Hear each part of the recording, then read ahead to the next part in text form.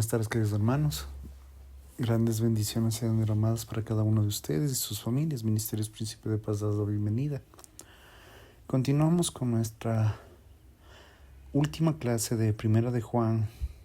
Hoy vamos a meditar y a estudiar el capítulo 5 de los versículos del 13 al 21. Como título de esta enseñanza es 5 verdades que Dios quiere que cada uno de sus hijos conozca. Por favor, les invito a abrir su Biblia en Primera de Juan, capítulo 5, versículos del 13 al 21. La palabra de Dios dice así: Estas cosas os escribo a vosotros para que creáis en el nombre del Hijo de Dios, para que sepáis que tenéis vida eterna. Y esta es la confianza que tenemos delante de Él, que si pedimos algo conforme a su voluntad, Él nos oye. Si sabemos que Él nos oye, en cualquier cosa que pidamos, sabemos que tenemos las peticiones que le hayamos hecho. Si alguno ve que su hermano comete pecado que no es de muerte, pedirá y se le dará vida. Digo a los que no pecan de muerte. Hay pecado de muerte acerca del cual digo que si se pida. Toda maldad es pecado, pero hay pecado que no es de muerte. Sabemos que todo aquel que ha nacido de Dios no sigue pecando, más bien aquel que fue engendrado de Dios le guarda, y el maligno no le toca. Sabemos que somos de Dios y que el mundo entero está bajo el maligno. No obstante, sabemos que el Hijo de Dios está presente y nos ha dado el entendimiento para conocer al que es verdadero, y estamos en el verdadero, en su Hijo Jesucristo. Este es el verdadero Dios y la vida eterna. Hijitos, guardaos de los ídolos. La idea principal en 1 de Juan, capítulo 5, versículos del 13 al 21 es la siguiente. Los cristianos pueden descansar en las verdades de que permanecemos en Dios, que responde a la oración, que tenemos una victoria espiritual y que Cristo es la verdadera y única fuente de vida eterna. En una carta de un hombre llamado George Ticknor, fechada el 25 de noviembre de 1817, Thomas Jefferson criticaba a las legislaturas estatales por no percibir las importantes verdades del conocimiento, es poder, seguridad y felicidad. Se puede cuestionar los detalles de la afirmación de Jefferson, pero no cabe duda de que algo en verdad hay en ella. El apóstol Juan pensaba ciertamente que en su conocimiento era importante. Le preocupaba mucho por sus hijitos, versículo 21. Conocieran una serie de verdades porque habían llegado a creer en Jesús como el Mesías, el Hijo de Dios. De hecho, un rápido estudio de esta carta de 5 capítulos revela al menos las siguientes cosas que podemos llegar a saber. Preste mucha atención, por favor.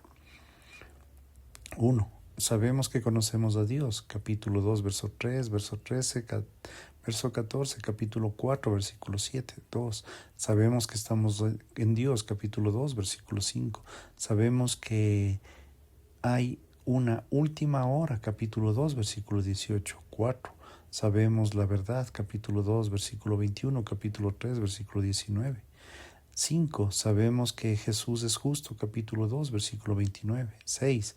Sabemos que seremos como Jesús, capítulo 3, versículo 2. 7. Sabemos que Jesús vino a quitar los pecados, capítulo 3, verso 5. 8. Sabemos que Jesús no peca, capítulo 3, verso 5. 9. Sabemos que hemos pasado de muerte a vida, capítulo 3, versículo 14. 10. Sabemos que ningún asesino tiene vida eterna. Capítulo 3, verso 15, 11. Sabemos lo que es el amor. Capítulo 3, versículo 16. Capítulo 4, versículo 16. 12. Sabemos que Dios permanece en nosotros. Capítulo 3, versículo 14. Capítulo 4, versículo 13. Número 13. Conocemos el Espíritu de Dios. Capítulo 4, verso 2. 14. Conocemos el espíritu de verdad, el espíritu del engaño, capítulo 4, versículo 6. 15. Sabemos que amamos a los hijos. a los hijos de Dios, capítulo 5, verso 2, 16. Sabemos que tenemos vida eterna, capítulo 5, verso 13. 17. Sabemos que Dios responde a la oración, capítulo 5, verso 15. 18. Sabemos que no practicaremos el pecado, capítulo 5, verso 18. 19. Sabemos que pertenecemos a Dios, capítulo 5, versículo 19. 20. Sabemos que el Hijo de Dios ha venido, capítulo 5, versículo 20. 21. Sabemos que el Hijo de Dios nos ha dado entendimiento, capítulo 5, versículo 20. 22. Conocemos al que es verdadero, capítulo 5, versículo 20. Solo en Primera de Juan queda claro que el Hijo de Dios puede saber y estar seguro de muchas cosas. Esta es la sección final en Primera de Juan, versículos 13 al 21. Las cosas que podemos conocer siguen dominando la conversión. 7 veces aparece la palabra saber o alguna de sus conjugaciones. El cristianismo no es una fe, de eso espero o eso creo. Es la fe, lo sé, pero lo revelado en la Biblia nos fue dado por Dios, un Dios que habla. No solo habla la verdad cuando Juan concluye su carta, que es lo que el Señor quiere que cada uno de sus hijos sepa. Por favor, revise conmigo el versículo número 13. Tenemos vida eterna. En un sentido real, toda la carta de Primera de Juan ha estado apuntando a este versículo. En 5 ocasiones anteriores Juan ha dado sus razones para escribir. Me gustaría la forma en la que se enumera las 6 ocurrencias. Primera de Juan 1:4. Los escribimos estas cosas para que nuestro gozo sea completo. Juan es un cristiano hedonista sin complejos, que goza de la seguridad de su audiencia y será su propio gozo, y lo quiere que es bueno, y quiere ese tipo de gozo. Juan 2, versículo 1. Hijitos míos, les escribo estas cosas para que no pequen, y si alguien peca, tenemos abogado con el Padre, Jesucristo el justo. Espera que su libro les dé un nuevo poder para superar el pecado, y parte del método para ayudarles a superar el pecado es asegurarle que los fracasos no tienen por qué ser fatales para su vida eterna.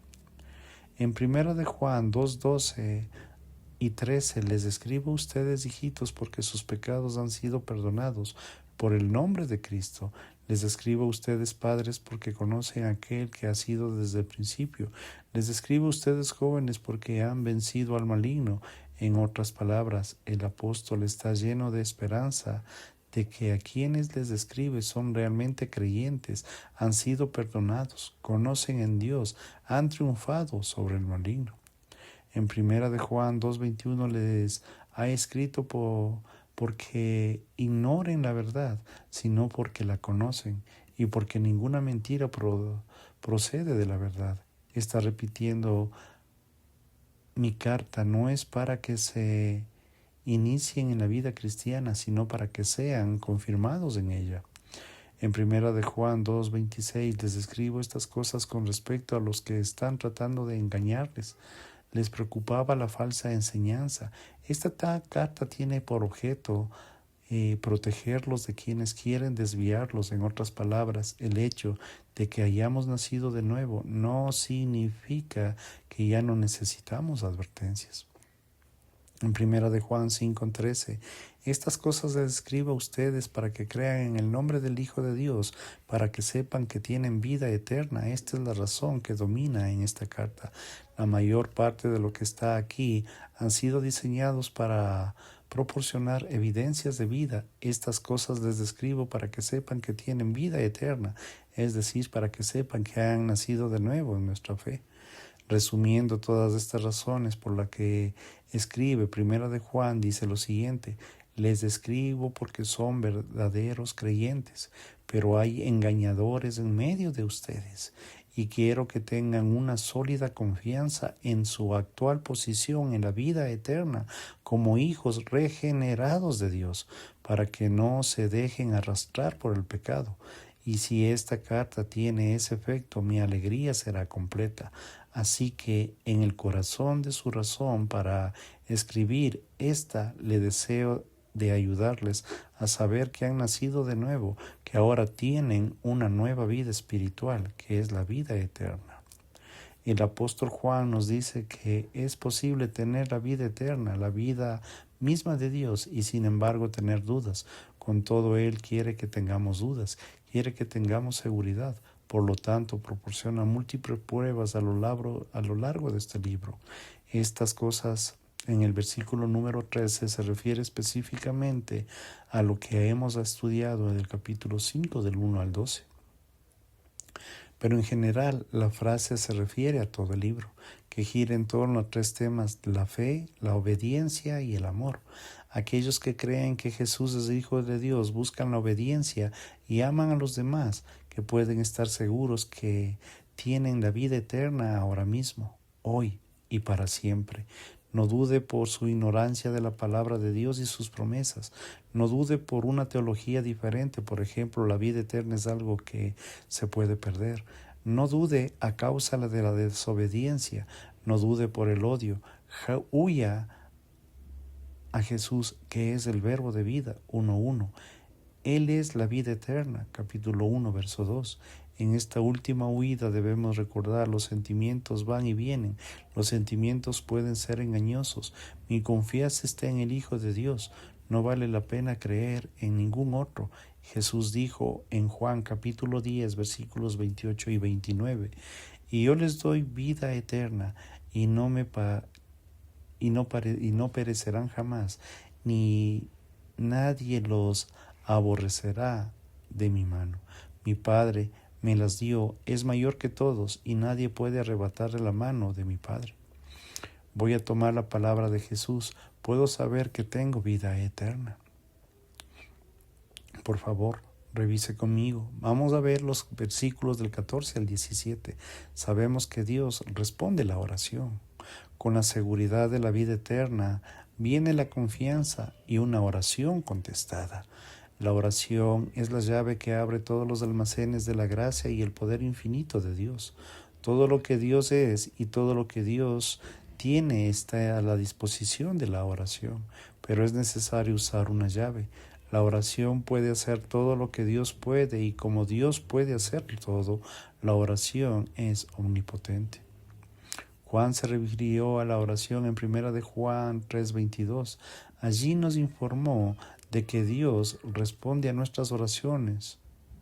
Número 1, cuando cumplimos sus mandamientos. Número 2, cuando hacemos las cosas que le agradan. Ahora el apóstol añade un tercer requisito.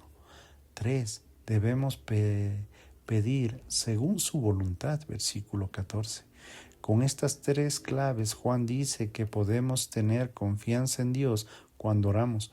En efecto, podemos saber que Él nos escucha cuando pedimos y sabemos que tenemos las peticiones que hemos hecho. Versículos 14 y 15.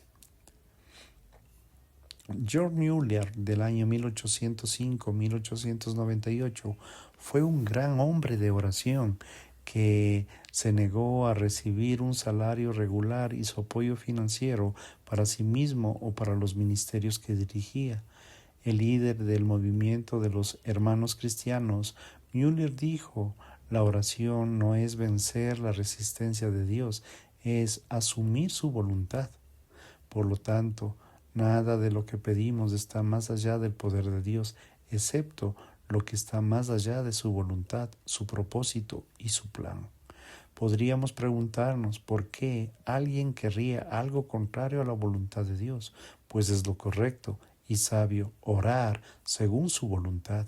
Él sabe y quiere lo mejor, su gloria y nuestro bien.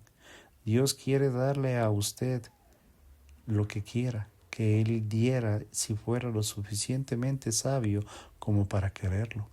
Ahora bien, la voluntad de Dios puede ser diferente a la de usted, la que quiere, pero yo creo esto: siempre será mejor que aquello que usted quiere. En Romanos 2:2 nos dice que la voluntad de Dios es buena, agradable y perfecta. Quiero lo que Dios quiere para mí, quiero su voluntad y ya no quiero lo que yo quiero para mí de una manera egoísta. De esta manera nos está informando, nos está enseñando y también nos está haciendo acuerdo que toda oración será contestada siempre que esté bajo los parámetros, o mejor dicho, bajo la voluntad de Dios. En los versículos 16 y 17, Juan se refiere específicamente a la oración. De los versículos 14 y 15 se refiere a las peticiones. Los versículos 16 y 17 sobre la intención. El tema ahí es ver a alguien en pecado. En el texto original, alguna forma de la palabra pecado aparece 7 veces en los versículos 16 al 18. El versículo 16 es uno de los más difíciles de interpretar y toca la escritura, una interpretación humilde, correcta y sabia. Primero, Juan se dirige a su hermano que peca, un pecador que se lleva a la muerte. Luego se dirige a alguien cuyo pecado lleva a la muerte. La pregunta crucial es esta: ¿está hablando Juan de una muerte física o una muerte espiritual? Además, se refiere a un cristiano en ambos casos. Y la segunda situación es la de un incrédulo. Una vez más, en el dogmatismo no está justificando una interpretación de este versículo, pero sí considere lo siguiente. Juan tiene en mente la muerte espiritual y a la vista a dos personas diferentes. Por lo tanto, su argumento es que los hermanos y hermanas en Cristo pueden caer en pecado por su salvación y muerte espiritual no está en juego porque tienen a Cristo como su expiación y abogado y creen en Él para la vida eterna. Si usted ve a alguien en pecado, no hable primero con otro sobre esa persona, pues eso sería un chisme. Hable primero con Dios sobre ella. Ore por su restauración, porque esta es siempre la voluntad de Dios. Órele al Señor y Él dará vida. Él restaurará la alegría y la vitalidad de la salvación, ya que sus pecados no llevan ni pueden llevar a la muerte espiritual de esta persona. Ser disciplinados espiritualmente, como enseña en Hebreos 12, de los versículos del 5 al 13, pero no puede morir espiritualmente. A continuación, Juan aborda un pecado que según él conduce a la muerte. Curiosamente, no dice quién comete ese pecado, es un hermano. ¿De qué falta el apóstol dice? Yo no digo que se deba pedir por ese. Observe que nos ordena no orar, pero está claro que duda de que sirva de algo. Ahora la pregunta a la que nos enfrentamos es: ¿cuál es el pecado que lleva a la muerte? Se han propuesto 3 puntos de vista particularmente. Preste mucha atención, por favor. Número 1. Un pecado específico y mortal. Es un pecado arbitrario, voluntario y deliberado, uno de la naturaleza grave. Consideran que es la muerte resultante, es la física. Por ejemplo, Ananías y Zafira en Hechos capítulo 5 versículos del 1 al 11. Es incestuoso de Corintios, primera de Corintios 5:5. Los corintios que abusaban de la cena del Señor en primera de Corintios 11:30. Número 2. La blasfemia contra el Espíritu Santo, Mateo 12:32, Marcos 3:29. Esto es un rechazo deliberado, consciente, voluntario, verbal, continuo de la verdad de la que el Espíritu da testimonio. Es un gran endurecimiento del corazón a un grado de que la oración no ayudará. Número 3. Rechazo total al Evangelio de Cristo. Este es el pecado de los falsos maestros que se oponen voluntaria y habitualmente al testimonio de Dios sobre la persona y la obra de su Hijo Jesucristo. Primera de Juan 2:19. A este no se llama hermano, es un apóstata. Y continuamos en lo siguiente. Estos falsos maestros manifestaron el espíritu del anticristo, se separaron de la verdadera iglesia y permitieron o rechazaron el mensaje apostólico de la redención en Cristo. Al rechazar deliberadamente al Hijo de Dios encarnado, en quien está disponible la vida eterna, se comprometieron con una actitud espiritual y un curso de acción que sólo podría caracterizarse como pecado para la muerte. Sí, esto es correcto y creo que es la mejor opción. Juan está diciendo para quienes rechazan voluntaria, deliberada e irrevocablemente la enseñanza bíblica sobre nuestro Señor Jesucristo, la muerte espiritual es su destino. Orar por alguien así ya es inútil y no sirve de nada. No sirve ya de nada. Por favor, entiéndalo. Una persona que rechaza deliberadamente a nuestro Señor Jesucristo, orar por Él ya no sirve de nada. El versículo 17 afirma que toda injusticia es pecado, pero Juan vuelve a decir que hay pecado que no lleva a la muerte. Tal pecado puede ser confrontado e incluso conquistado a través de la fiel intención de un creyente por otro. Spurgeon lo dijo muy bien en su discurso en un colegio de pastores con respecto al poder de la oración. No podríamos ganar más victorias si usáramos más constantemente esta arma de la oración. Todo el infierno es vencido cuando el creyente dobla su rodilla en importuna súplica. Amados hermanos, oremos. No todos podemos discutir, pero todos podemos orar. No todos podemos ser líderes, pero todos podemos ser suplicantes. No todos podemos ser poderosos en la retórica, pero todos podemos ser persistentes en la oración. Prefiero verlos elocuentes con Dios antes que como los hombres. La oración nos une al Eterno, al Omnipotente, al Infinito, y es por eso que nuestro principal recurso resuelve resistir al Señor y ser fiel en su causa, pues entonces podría apelar audazmente a Él para que le socorra. Asegúrese de que Él está con Dios y entonces podrá estar seguro de que Dios está con usted. Por favor, revise conmigo el versículo número 18. Por última vez en la carta de Juan aborda el nuevo nacimiento. El apóstol quiere que estemos seguros de que hemos nacido de nuevo y cataloga no menos de 13 evidencias del nuevo nacimiento en esta carta. Por favor, preste mucha atención. Quienes han nacido de Dios guardan sus mandamientos. Capítulo 2, versículos 3-4, capítulo 3, versículo 24.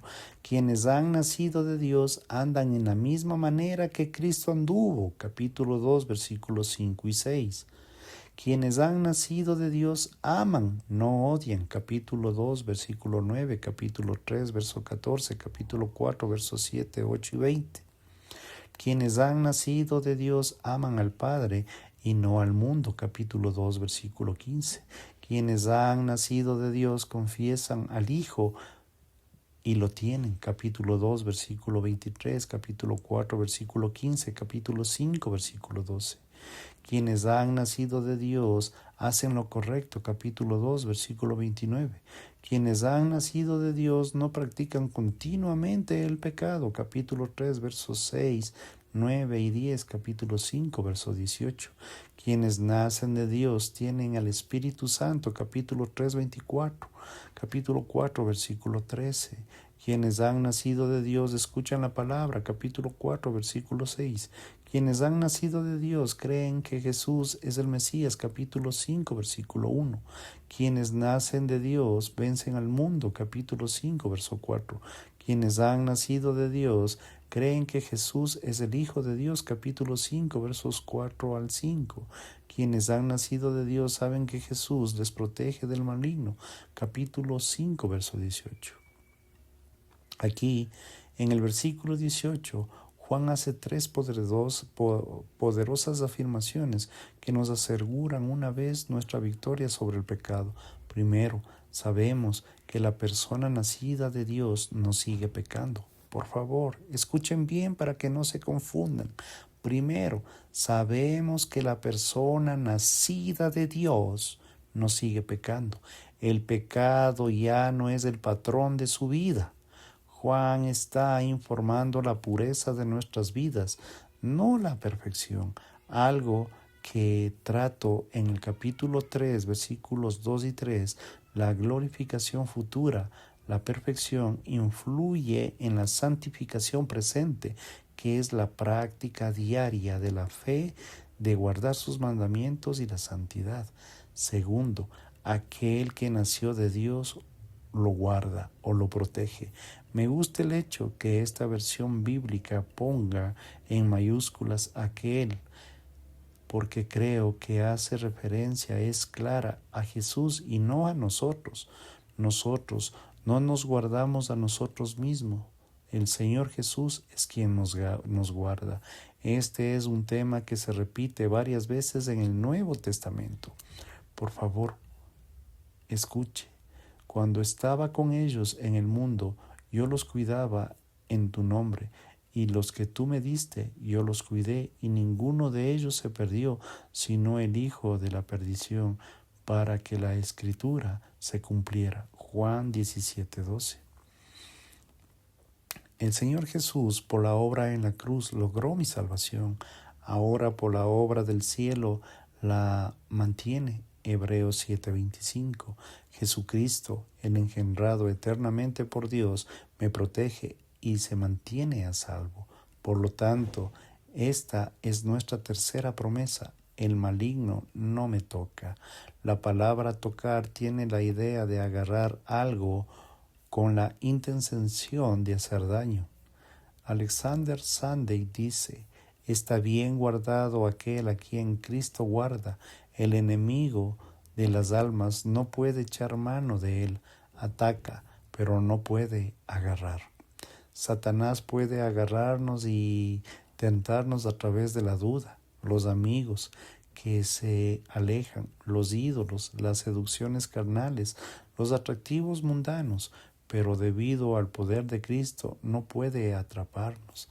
De nuevo hay una hermosa lógica en este versículo. El diablo no toca al cristiano ni lo daña en ningún sentido final, porque está protegido por el Hijo y porque lo puede mantener a salvo. Él no puede permitir o practicar continuamente el pecado. Es contrario a su naturaleza, contrario a su protector. Ahora sabemos que tenemos la victoria sobre el pecado y sobre Satanás. El Hijo de Dios se manifestó con ese propósito para destruir las obras del diablo. Primera de Juan 3, versículo 8. Él hizo un trabajo perfecto. Por favor, siga conmigo. Versículo 19. Sabemos que pertenecemos a Dios. En marcado contraste con la seguridad del creyente en Cristo, el mundo entero destaca el poder del maligno. Nosotros estamos a salvo, pero el mundo es su esclavo. Los creyentes en Jesús tienen un conocimiento cierto y firme de que son de Dios. Sabemos que somos hijos de Dios. Sabemos que somos sostenidos por Dios. Aquí hay la confianza, la seguridad interior de que la muerte espiritual no tiene ningún derecho sobre mí. Aquí hay una certeza del alma de que el pecado no puede dominarme, ni el maligno dañarme. Versículo 18. Yo ya pertenezco a Cristo. Él permanece en mí, no solo por el tiempo aquí, mas es por la eternidad. Ya permanezco a Cristo. Trágicamente, por otro lado, aquellos atrapados en las mentiras y en la fatalidad de este sistema mundano son controlados y cautivos por el poder y la autoridad del propio Satanás, el maligno. Satanás que ciega las mentes de los incrédulos, 2 Corintios 4, versículos 3 y 4, arrebata la palabra de Dios de los corazones humanos, Mateo 13, versículos 4 y 9, engaña mediante señales y prodigios y milagros, Mateo 24, segunda de Tesalonicenses 2:9, y seduce mediante los deseos carnales y el orgullo, primera de Juan 2, capítulo del 15 al 17, tiene al mundo entero en su bolsillo. Este es un instrumento para quienes seguimos a Cristo. Estamos en un conflicto global con un enemigo que influye en muchos casos, controla las culturas, las sociedades, las finanzas e incluso los gobiernos. Este imperio del mal baja del dominio del maligno, se pone con vehemencia al avance del Evangelio y en los ministerios de la misericordia y el cuidado de los débiles y de los desvalidos. Odia a los que somos y por interpretarnos conseguir esto se requiere que en nuestra parte una mentalidad y un compromiso de guerra. Debemos hacer sacrificios, crear y aplicar estrategias bañadas en sabiduría espiritual. Para que sepan esto, mientras avanzamos somos hijos de Dios, un Dios que está en nosotros y no es más grande que aquel que está en el mundo. Capítulo 4, verso 4. Somos suyos y Él nos protege. Capítulo 5, verso 18. Por favor, siga conmigo. Revisemos los versículos 20 y 21. Sabemos lo que es la verdad. No es de extrañar que Juan termine la carta como la empezó, hablando de nuestro Señor Jesús. Vuelve a afirmar la realidad de la encarnación. Sabemos que el Hijo de Dios ha venido. También afirma de que Jesús, quien nos da el entendimiento para que podamos conocer al que es verdadero, al Dios mismo. Y por Jesucristo, estas palabras se hacen eco en Lucas 10:22, donde Jesús dijo: nadie conoce al Hijo sino el Padre, y nadie conoce al Padre sino el Hijo, y aquel a quien el Hijo lo quiere revelar. Debido a nuestra unión con Cristo, estaremos en la verdad del Evangelio y estamos a salvo de las garras del enemigo. Conocemos al Padre y permanecemos en el verdadero, es decir, en el Hijo Jesucristo. De Cristo se puede decir: eres el verdadero Dios y la vida eterna. Aquí está la verdad, aquí está la vida, aquí está el conocimiento y la comprensión. Todo esto es nuestro en virtud de nuestra unión con Cristo, porque esto es verdadero. Sin embargo, si hay un Dios verdadero, también hay dioses falsos. Por eso Juan proporciona un complemento sencillo por el perfecto para el versículo 20 y una conclusión perfecta en la carta en el versículo 21. Hijitos, aléjense de los ídolos. Estén en guardia, dice Juan, en los sustitutos de Dios. Pablo nos advierte de los similares en Efesios 5, capítulo 5. Ustedes bien saben que ninguno que sea libertino, inmundo, avaro, es decir, ningún idólatra, tendrá parte en el reino de Cristo de Dios. Y en Colosenses 3:5, por lo tanto, hagan morir en ustedes todo lo que sea terrenal, inmoral, sexual, impureza, pasiones desordenadas, malos deseos y avaricia. Eso es idolatría. Juan, dejándose guiar por la carta, diría: aquellos que dicen ser cristianos pero no creen en la verdadera verdad concerniente a Jesús, no viven una vida justa, obedeciendo los mandatos de Dios, y no aman a los demás. Están en peligro de adorar un ídolo. Esto es un ídolo porque ellos han creado una religión que es falsa. Esta es una religión que el hombre ha creado y no la de la fe apostólica. Esto es nada menos que la idolatría, abrazar una forma de cristianos que le permite a uno negar la verdad sobre Jesús, no vivir la vida piadosa o amar a los demás. Es crear un ídolo, y eso es algo de lo que todos los cristianos deben protegerse constantemente. Juan Calvino dijo: la naturaleza del hombre es una fábrica perpetua de ídolos. Se dice que la idolatría es lo contrario al Evangelio. Sorprendentemente, el objeto de la idolatría puede ser algo bueno. Sin embargo, cuando tomamos algo bueno y lo ponemos en lugar de Dios, se convierte en algo malo, quiere decir un ídolo. Nos ayuda a ver cómo la idolatría es pecado cuando se dice: la razón última de cualquier pecado es que algo, además que Cristo, está funcionando como una justicia alternativa o una fuente de confianza, y esto es, por lo tanto, un ídolo pseudo salvador que crea deseos desmesurados. Por favor, preste mucha atención en esto. Satanás atacó esta roca, la doctrina de la justificación, en el paraíso, cuando persuadió a nuestros primeros padres para que abandonaran su fe en Dios y que les había dado la vida y les prometía una vida duradera, y trataran de asemejarse a Dios por medio de su propia sabiduría y voluntad. Génesis 3:5.